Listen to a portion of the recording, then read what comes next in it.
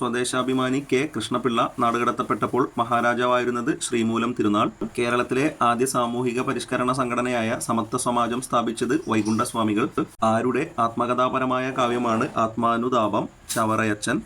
തൈക്കാട് അയ്യാഗുരുവിന്റെ യഥാർത്ഥ പേര് സുബ്ബരായൻ. വേദാധികാര നിരൂപണം എന്ന കൃതി രചിച്ചത് ആര്? ചട്ടമ്പി സ്വാമികൾ. രവീന്ദ്രനാഥ ടാഗോർ ശിവഗിരിയിലെത്തി ശ്രീനാരായണ ഗുരുവിനെ സന്ദർശിച്ച വർഷം 1922. കേരളത്തിലെ മുസ്ലിം നവോത്ഥാനത്തിന്റെ പിതാവ് എന്ന് വിശേഷിപ്പിക്കപ്പെടുന്നത് വക്കം അബ്ദുൽ ഖാദർ മൗലവി. പുരുഷസിംഹം എന്നറിയപ്പെട്ട നവോത്ഥാന നായകൻ ബ്രഹ്മാനന്ദ ശിവയോഗി. 1920 ആത്മവിദ്യാസംഘം രൂപീകരിച്ചത് ആര്? വാഗ്ബടാനന്ദൻ. 1940 40-ാം വയസ്സിൽ വസൂരി ബാധിച്ച് മരണപ്പെട്ട സാമൂഹിക പരിഷ്കർത്താവ് KP വള്ളോൻ. രണ്ടാം ലോക മഹായുദ്ധാനന്തരം ജയിൽ മോചിതനായ കേരളത്തിലെ അവസാനത്തെ രാഷ്ട്രീയ തടവുകാരൻ മുഹമ്മദ് അബ്ദുറഹിമാൻ.